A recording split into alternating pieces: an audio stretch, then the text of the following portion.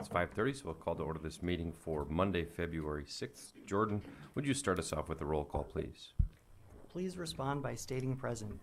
Councilmember Ronayne. Present. Foberg. Present. Liebelt. Present. Reif. Johnson. Present. Reinbold. Present. Langer. Norvstrup. Present. Mayor Schoeneman. Present. Please stand with me for the Pledge of Allegiance.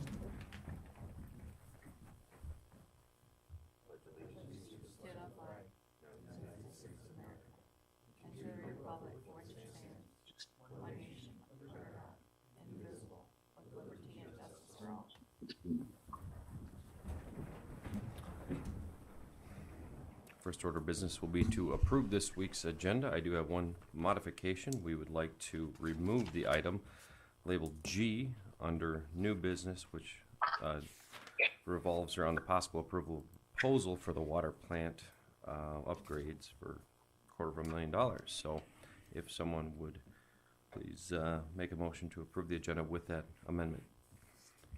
So moved. Second. Got a motion from Councilman Ronayne and a second from Councilman Reinbold. All in favor, please say aye. Aye. Yeah. Opposed, nay. Motion carries. We'll move along to our approval of our minutes for the last meeting, which took place on January 23rd. Can I get a motion to approve those minutes? So moved. Second. Got a motion from Councilman Reinbold and a second from Councilman Norvstrup. Anything from the council in terms of changes or input on those printed minutes? All in favor, please say aye. Aye. Opposed? Nay. Motion does carry. No one has signed up for our open forums. We'll move right along to our consent calendar, where we've got 5 items of routine city business, including lottery notice, license, some bid dates, hearing dates for petitions to rezone property, and hearing dates for some on-off sale wine and liquor licenses. Can I get a motion to approve those consent calendar items? So moved. Second. Got a motion from Councilwoman Liebelt and a second from Councilman Ronayne. Anything from the council before we take our vote? All in favor, please say aye. Aye. Yeah. Opposed, nay. Motion carries. We'll move along to our old business, where we've got a second reading, or a possible second reading, on a final adoption of an ordinance titled 220101, which amends the definition of the word kennel as it relates to Chapter 60 in our zoning of the city code. Brett, I trust there are no changes since our first reading. Nope, we're still removing one word. It's doggone breeders. Take a motion on that second reading if someone was so inclined. Move to approve. A motion from Councilman Reinbold and a second from Councilman Norvstrup. Any final discussion from the council before we take our vote on a second and final reading on this item?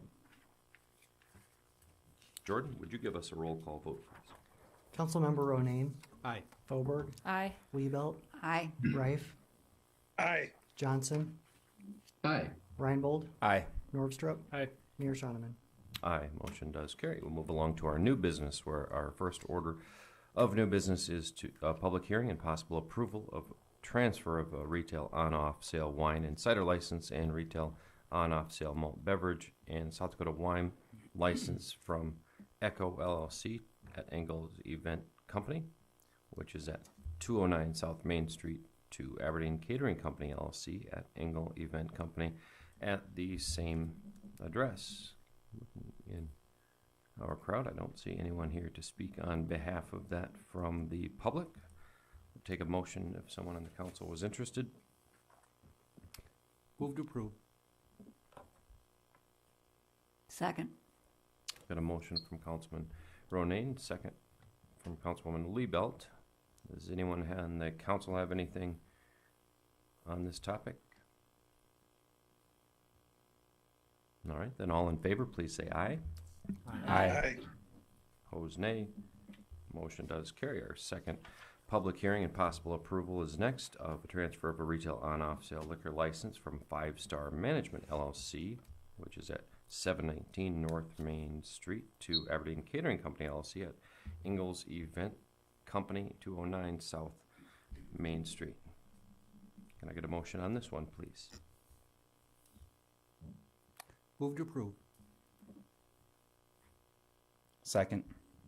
Got a motion from Councilman Ronayne and a second from Councilman Ryan Bold. Does anyone on the council have anything to contribute as it relates to this public hearing or possible approval? I just have, Mr. Mayor, Go ahead. I just have a general question about liquor licenses. And it's probably maybe Chief McNeil that would be able to tell us, or one of the rest of you. How do we follow up? I mean, I know like there's sting operations and whatnot that happen at convenience stores and even at restaurants per se, but what do we do about beer and wine and liquor licenses that are in other places that aren't necessarily always operating?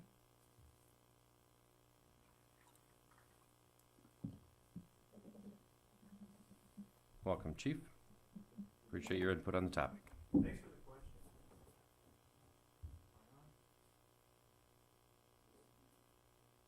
There we go. Thanks for the question.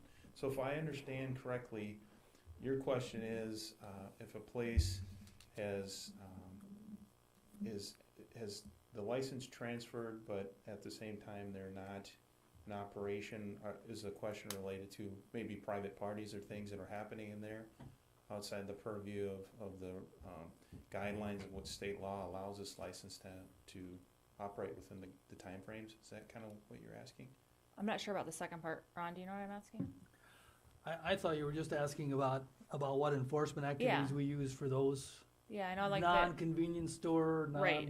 At yeah. Northern, I think we have to have a security person whenever the NSU Foundation's entity is selling beer. Is that true, like at an event? A Not lot of necessarily. times, yes. I Yeah. mean, there's certain things that require police presence. You know, you'll see things in the summer for downtown events and different things that require security. As far as having a security officer there, somebody from the police department, that doesn't necessarily happen. Usually, in my experience, I've never seen an example that you mentioned on a particular violation. I mean, if somebody were to complain, report to us there's a circumstance that's occurring that's outside the bounds of that liquor license or how they're would be operating, we would do the research and find out the particulars of what they've been allowed to do and then probably just investigate it from there. So, you know, in a broad sense, we have done compliance checks. It's been a while since we've done that, but that's how we would handle it, based on a complaint usually. So. Because would this be sorry, Mr. Mayor. Go ahead. Would this be the only liquor license that we have that's attached to a place that doesn't have regular hours? We have some inactive ones.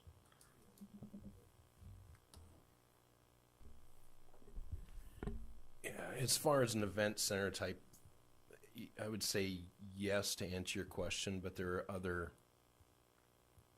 situations and circumstances that have liquor license or beer and wine licenses that happen throughout the year that may be, you know, like with the chamber, when they hold their events at certain areas. You know, they've got a liquor license or a beer or wine license that goes along with that, and that's the next item on the agenda, as a matter of fact. So each one of those is kind of the same type of circumstance. And in fact, for this one, you'll see it's a bit of a shuffling around of licenses. Previously, the entity at that location had a beer and wine license, and now it will have a liquor license in addition to that. So I would imagine that the circumstances were exactly the same. It just, they'll be serving liquor in addition to wine and beer, which they had been doing. I was just curious more than anything. Thanks. Thanks, Chief. Appreciate your input on the matter. We've got our motion and second on this. Any other questions from the council or any other topics of conversation before we take our vote? In that case, all in favor, please say aye. Aye. Opposed, nay. Motion carries. Our third public hearing and possible approval of a special one-day retail on-sale liquor license for the Aberdeen Area Chamber of Commerce business after-hours event to be taking place on February 9th at Dakota Bank and also on April 13th at Horizon Healthcare, which is on South Wilson Street. Move to approve. I'll second it. I've got a motion from Councilman Reinbold and a second from Councilman Ronayne on this one. Any discussion from our council? All in favor, please say aye. Aye. Aye. Opposed, Aye. nay. Motion carries. Move along to our possible approval of Amendment 1 to the South Dakota Department of Transportation, Section 5311 contract, which is numbered 812101, with our ride line to provide additional funding in the amount of $89,208.14 for preventative maintenance costs in our fiscal year of 2023. Here to talk about that is our Transportation Director, Rich Krokel. Rich, what have you got for us on this this contract? Yeah, thank you, Mayor. Good evening, Council. What we're looking for is authorization for the city manager to sign off on this addendum to our existing contract for the amount of $89,208.14.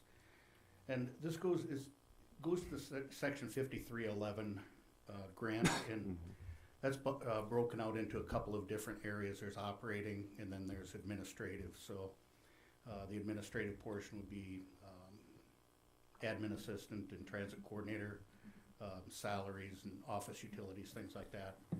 The preventive maintenance and operating would be dealing actually with the bus barn and mechanics' wages and tires, fuel, all the things that takes to keep ride line running. Move to approve. Second. Got a motion from Councilman Johnson, second from Councilwoman Liebelt. Any questions for Mr. Krokel while he's up here? All right, then Jordan, would you give us a roll call vote on this approval, please? Councilmember Norvstrup. Reinbold. Aye. Johnson. Aye. Reif. Aye. Liebelt. Fauberg. Aye. Ronayne. Aye. Mayor Shoneman. Aye, motion does carry. Thank you for joining us, Rich.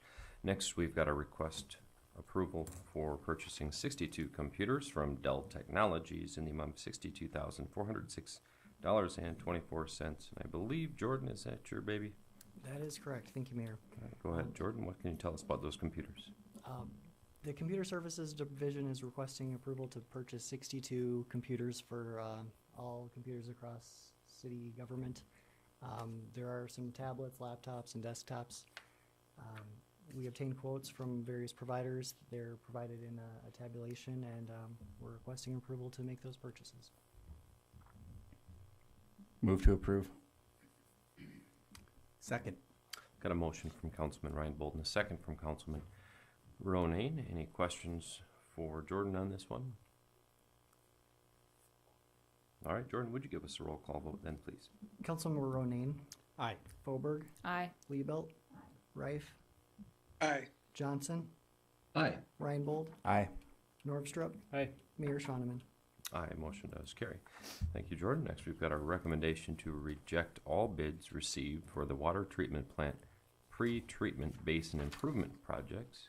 And here to talk to us a little bit about that is the Water Treatment Center Manager, Bob Braun. Bob, welcome to the meeting.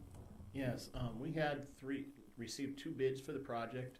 The lowest bid was over double what we had anticipated, so we decided to hold off on that, and we're going to reevaluate the contract and maybe just bid out a part of it that we know has to be done for right now.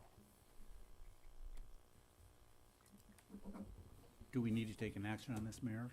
Or Do we need to? Yeah, we might.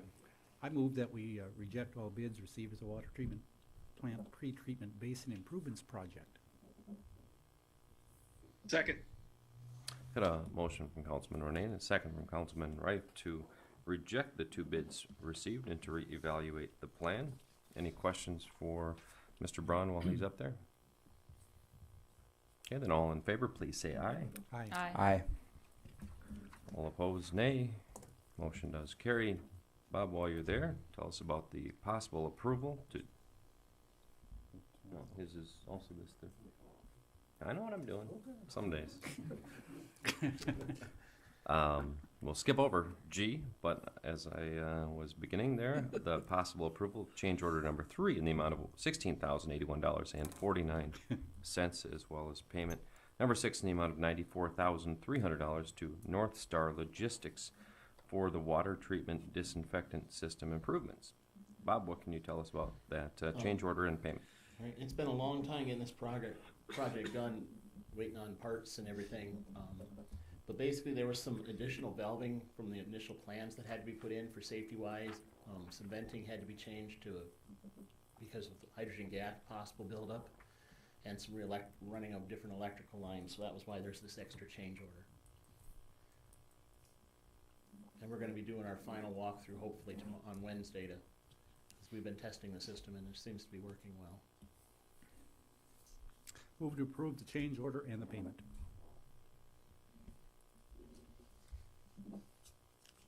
Second.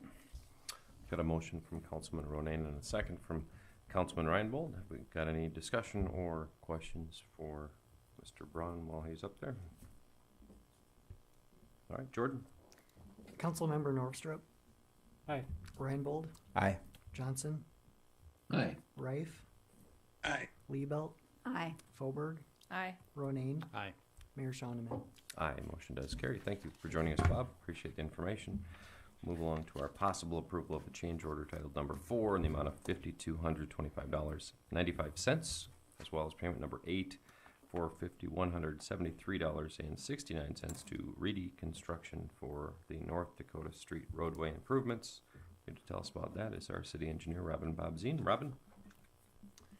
Thank you. As you see by the request for council action, this is based on some work that was not contemplated as part of the original project. So we're change ordering the landscape rock for an area that was previously covered with pavement and I believe some grass. And so we're asking for a change to the contract in the amount of, actually the change order would be $5,225.95 to Reedy's, and then the consequential payment in the amount of $5,173.69.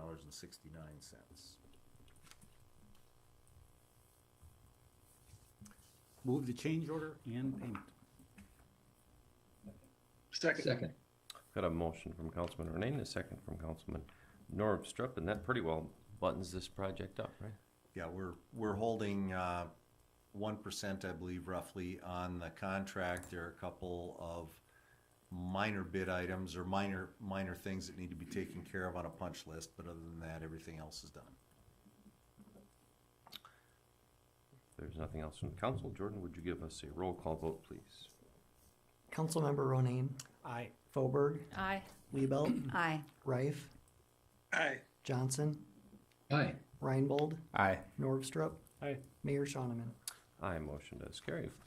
Finally, we have a report on the floodplain management from Robin Bobzien, our city engineer. Robin, floor is yours. Okay, Austin's got the screen up.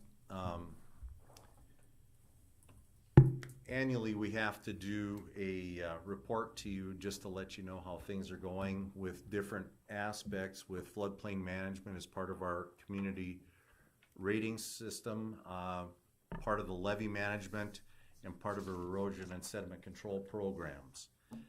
We have annual reports that are due to a couple different federal agencies and a state agency as part of this. So part of the floodplain management stuff, we will send out notifications to people that are in vulnerable areas, that are in areas that are regulated floodplains. We also will send out notices to realtors, and we'll take calls on a fairly regular basis from the general public when they're looking at purchasing property, which might end up putting them in a floodplain. The floodplain stuff can be very confusing for people that are in the community. So we try to provide that service, and that is part of what we need to do to make sure that we're in good standing with FEMA. And frankly, we're the only ones that really have any direct knowledge of what happened in previous events. So they need that local knowledge. FEMA cannot answer those questions that, staff certainly should be able to. We do have repetitive loss areas. There are 8 repetitive loss properties, which, considering that we've got over 10,000 properties in town, 8 properties in town have had repetitive losses going back into the 70s when the floodplain became, or the National Flood Insurance Program became a thing. So I guess, having 8 is not too terribly bad, but it is a black mark against us. There are communities that have less. Now, if you take a look at what FEMA will show for us, they'll show that we have maybe in the neighborhood of 30 repetitive loss properties. But the rest of those are out in Braun County, and there's kind of a gray area in that joint jurisdictional area that they think the city has that's outside of city limits, and that is county jurisdiction. There are about 320 properties that are located in what we consider our regulated floodplain. The levy takes out about 1,200 properties. To give you an idea what that levy does for us, it takes out, a large percentage, 80% of our floodplain properties. So the levy for this community is a very good thing to have. We only have about 150 policies currently in place, but there's about $36 million worth of property being insured by the federal government under the NFIP program. And I mentioned the community rating system. We just went through our certification, annual certification with them last week, and there are certain things that we need to do. Part of it is Brett's folks make sure that we're doing our building permits the correct way, that my department is making sure we have elevation certificates if we're having somebody building in a floodplain. If they're going to build on property that's considered floodplain, they need to be 1 foot above that regulated elevation. There are certain things that we need to make sure take place. Otherwise, we'll have a black mark against our name, and we don't want that. We will avoid that at all costs.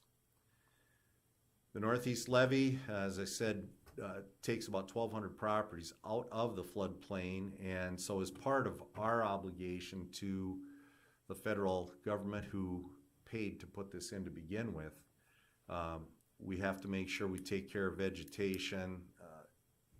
You would think you guys do a gopher control project or contract with us.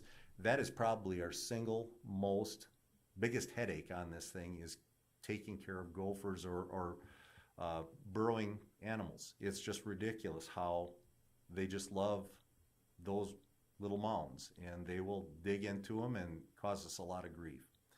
Right-of-way management is another thing that has become a bigger deal, and it's just making sure that adjacent neighbors understand where the property line is at, and that we don't have gardens and other things going in on our levee property. That's one thing the federal government wants us to do, is to make sure we take care of it, for the very reason that if we need to be out there with heavy equipment, we don't want to have obstacles in the way when springtime comes. So recently we submitted some paperwork to the Corps of Engineers to permit us to make a couple corrections, which really put us in really good standing with them. And ironically, they approved one part, but they asked us to submit another piece of paper to show them how we were going to go about it. And when we did, they said they were out of money for the year and couldn't review that one piece of paper. And before they were able to, and Joe's shaking his head, I'm going to go a little off script here, but this is the frustrating part about things when their budgets don't match up with what we need to get accomplished, and we get frustrated because we could have had this little project done in July of last year, and it probably won't get done until July of this year. So we are trying, and they know we're trying, but it is frustrating when things don't line up the way we'd like. And our erosion and sediment control program, every time somebody builds a house here in town or builds a garage or something, they have to get a building permit. Brett's folks go through a review of what they need for their stuff, but they always make sure they come back to engineering, and we take care of a permit as far as the erosion and sediment control, and we go through what they need to make sure happens so that we don't end up with dirt in our storm sewers, out in the streets, tracking of mud all over, which is, we get a lot of complaints on when we go through a wet time of the season and you've got a concrete truck or something like that going out on a property. That is what this is for, and we inspect those properties once a week or every time we get a half-inch rain. So we're out there, we spend a lot of time making sure that these properties are in good shape and that we don't generate any undue complaints. And that is the end of this scintillating conversation. Any questions? Yes. So the FEMA did finally approve that, because it was the material of a pipe or something that was the holdup? The material is what we're changing. In this particular case, it was how we were going to make sure that in case the Noah's Ark flood comes while we've got the levee open, that we would have a way to stop flooding from happening while the levee is breached. They are trying to get a group to do the review right now. Okay. It has not been approved yet. What we've got the initial permit approved, just not the process. Got it. Any other questions for Robin on this? Go ahead, Councilwoman.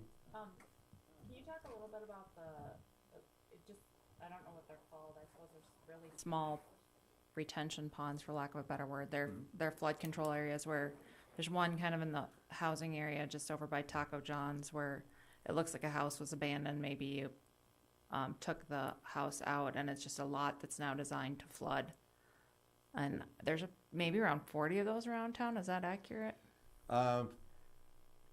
Yeah, it's in that range. And what most of those are set up to do is they're associated with pumping stations. Okay. So because Aberdeen is so flat, the holding ponds will retain the water, and most of the ones that have been done in the last 20 years are designed to hold a 100-year event. So the amount of rain that you would have that would be generated from a 100-year event is typically stored in these ponds and then pumped out at a lower rate. So we simulate the rate that it would have run off through a pipe. So we're trying to make sure that we don't overload the system, because you can't build your pipes large enough to handle peak flows. So that's the holding ponds do, is that it reduces the peak flow that we have to design for. So there's not a drainage system underneath them per se? There's a drainage system adjacent to them, and usually it backs up into that pond and then is pulled out, typically with a lift station or a pumping system. The one on Rock Street that you're talking about, that is just a water backs its way in from the storm sewer and backs its way out. The one on Goodrich and Park is similar, where it just flows out and just fills the lot. And those were low lots to begin with. The one on Rock, actually, there was quite a bit of flooding that happened back in the alley area, so we designed the alley so it would just drain off into that pond. Go ahead, Councilwoman. And then can you talk a little bit about what has happened since the flood of 2007 in terms of that area near, I guess, Arby's, that area, right, flooded pretty profusely, and then from Tiffany up to C.C. Lee, and then north of the North McDonald's, all those really, the areas that flooded pretty heavily. What has the city done, I guess? The North McDonald's one is an interesting one, because that actually has multiple ponds for that particular event. That particular event was more in a 1,000-year to 5,000-year event. It was well above the 100-year event. A 100-year event around here is somewhere less than 6 inches, and of course that event was over 8, depending on who you talk to, closer to 10 in spots in town. That one, we have not done anything. That particular system really should be enough to handle that 100-year event, and I'm confident it would have had the rain stopped at an opportune time. The things up in that OM Tiffany area, we have put in an additional pond since then, off of 15th Avenue, that northeast area. We have done some work, and we still, admittedly, we still have some things going on at 10th Avenue where it just can't get out quickly enough. And we're looking into that to figure out why that area isn't draining as quickly as it should. The area by Arby's, we have installed, some part of that is undersized piping in the area. We've installed about 2/3 of the piping we need to in that area. We put in 42-inch pipe versus the 24-inch pipe that was in there. We do have a connection under 6th Avenue to put in to kind of get everything put together, but we're close to having that system where we're comfortable with it. So it's baby steps, and a lot of times it's, as one road gets torn up, we'll replace the pipe in that area, but there's still other segments that haven't been done yet, and we just keep working toward completion of those segments. Thank you. I could go all night asking questions, but I'll stop now. Ha, yeah, his email works too. Believe it or not, now that we switched over to Outlook. Thank you, Rob. Appreciate your input on that. We'll move along to our review and approval of claims. We've got our bills. This week's list is for February 6th. Our payroll period is for January 29th through February 11th, as well as all the associated expenses with that. I would take a motion to pay the bills.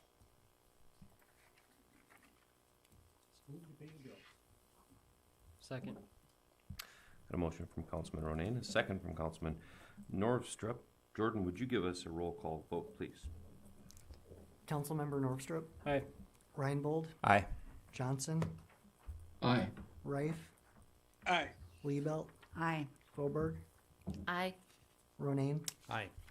Mayor Shoneman. Will abstain to the payment to Ag Tegra and aye to the rest. Motion does carry. We'll move along to our city manager's report. Joe, you've got a guest. I do. I have several employee recognition types of things, but we'll start off with the most exciting news of today. We have a new employee in City Hall. Megan Kukowski started today as our first-time economic development manager, so we're pretty excited about that. She had to spend a lot of time with me today, so she's probably less excited about that, but we've been talking about some of the good things going on in the future of economic development. So Megan, if you want to step to the mic and maybe just say hello to the council, and if anybody has any questions or comments. There's a little green light at the front of it. Oh, sounds like it's working. Welcome. Hi, thank you for having me. I'm excited to be here.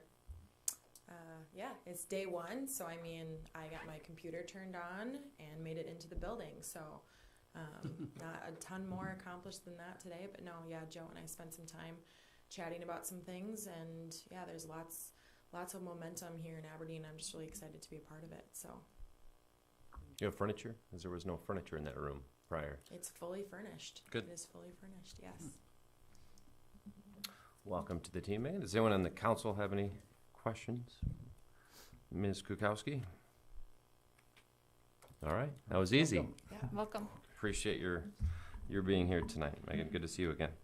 All right, a few other things. One, I mentioned we couldn't talk about the January employee achievements because we didn't have one until the very last end of the month. So now we can talk about that one.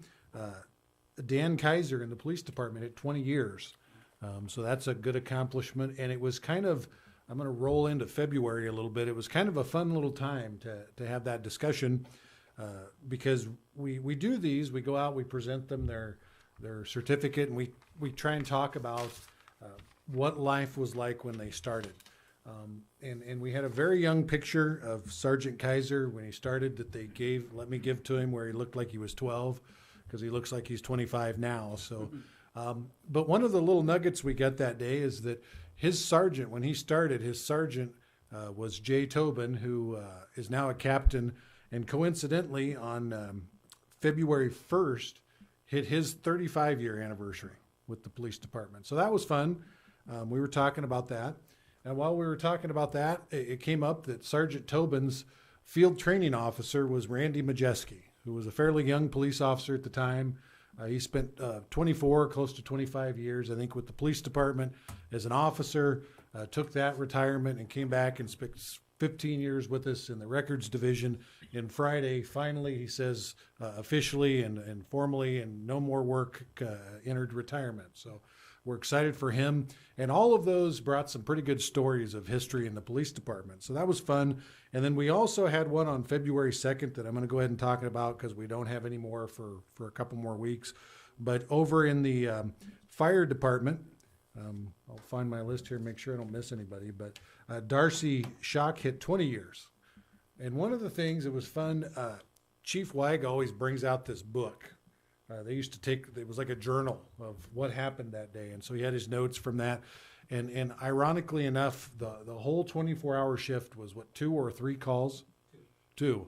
And I think by the time we presented this at 2 o'clock, they'd had like 10 calls already. So a lot has changed in 20 years, but we had a lot of time, a lot of fun time in the last week reminiscing about public safety and how things have changed and the service. And we appreciate all our people, and we had some good achievements, and thanks to all of those folks.